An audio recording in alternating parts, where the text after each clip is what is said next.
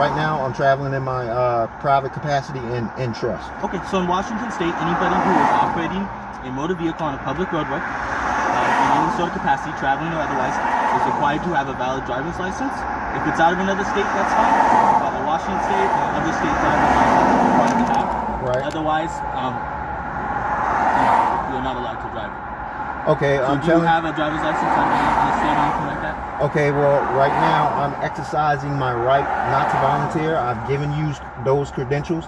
So if you want to disqualify them and say, the hell with that, take me into custody or issue me a ticket, then it will have to go that way because you have a gun.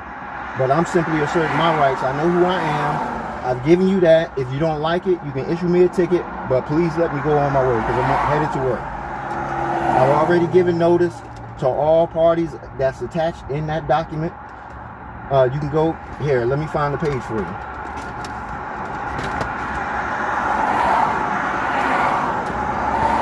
All of those people right there. And those are the public record registrations. Again, I'm a little confused as to what this document is supposed to do for me. It protects me from encroachment and trespass of you by force. If you like to issue me a ticket because you don't understand, then I'll accept that. But if you're going to use the force of tyranny to say that I can't travel in this capacity, then I have no choice because you have the gun. I'm only simply asserting myself of who I am as a man. I put documents on the public record. This is my law. It's applicable in public engagement of commerce and trade. Unless there's a victim or property damage, I cannot be touched or hampered in any way. It's called Crown immunity or foreign sovereign immunity. That's what applies to me in my physical capacity, and that's what I'm trying to communicate to. Do you have insurance for the vehicle? I have a bond with the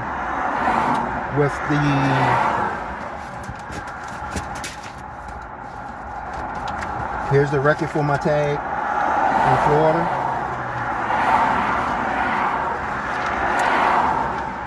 That's the $60,000 requirement for financial responsibility on file.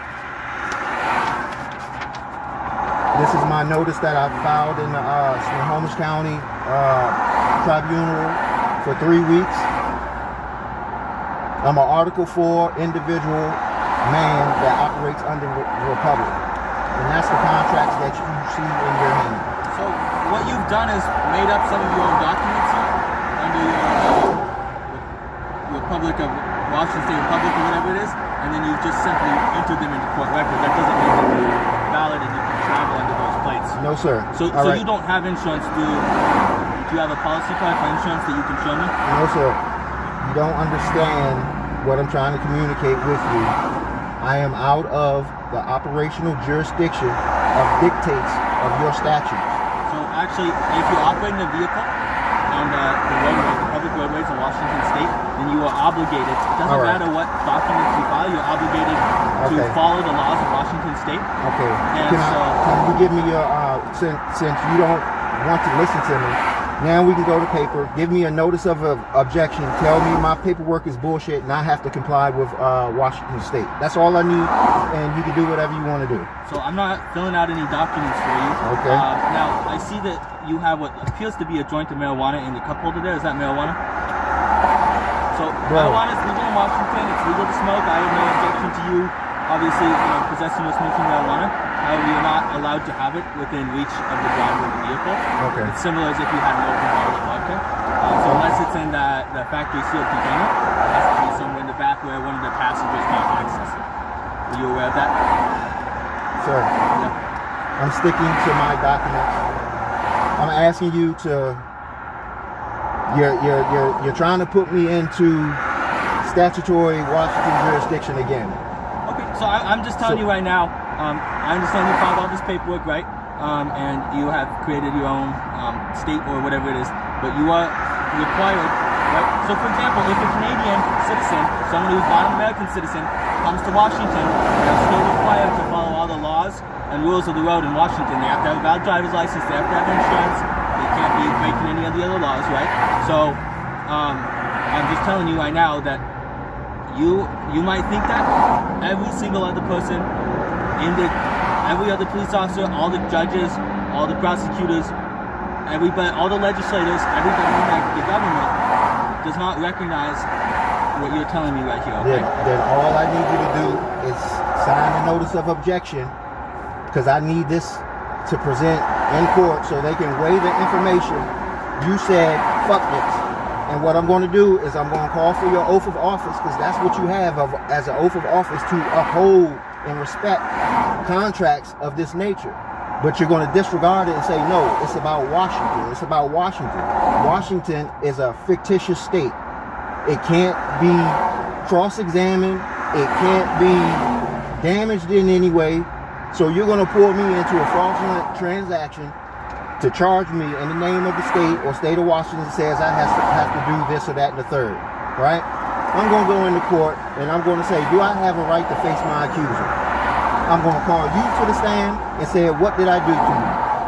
We'll discuss what's going back and forth. You're going to say, nah, he didn't hurt me. He didn't do anything, but he's supposed to do something what somebody else said. Then I'm going to call the state of Washington to the stand. The only problem is the state of Washington doesn't exist. There's only a man, woman representing the prosecutor for the state of Washington. I'm going to call them to the stand. Are you the state of Washington? No. What is your name? They're going to say their name. Okay, so how can you bring these charges of a fictitious nature against a man?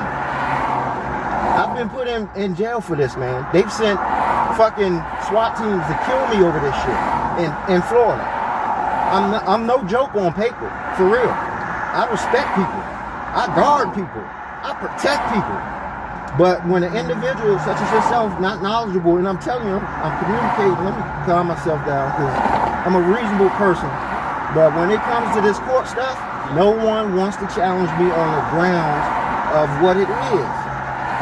I was arrested in Everett 3 times for fucking sitting under a tree, man. Sitting under a tree. A $500 bond, they went from $500 to $7,500 to $200,000 for sitting under a tree, and they had the goddamn police officers wanting to murder my ass on the 405, because they saw that bond and was like, oh shit, we must got a murderer or something, da da da da. And I told them no. I had my son in the car. I just picked him up from the airport. Yeah. He's in the Navy, and they did that to me. To me, and I'm all over the goddamn country, man. I'm for the people. I'm one of the people. So I'm just saying, we'll keep it simple. You can issue me the tickets or warnings or whatever, and we engage in court. But right now, I got to get to work. Okay. I'll make this as quick as I can for my portion. I'm going to have to identify the vehicle by the VIN, so if you can move that piece of paper, I'll write it down from the outside. And I'll go back to my car. If you just want to wait here, I'll be back with you. Oh, hold on. I think I have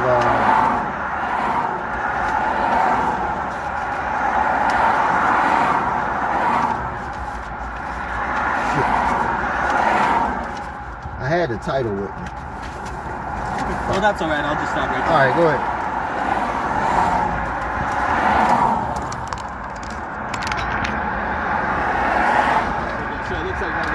Yeah.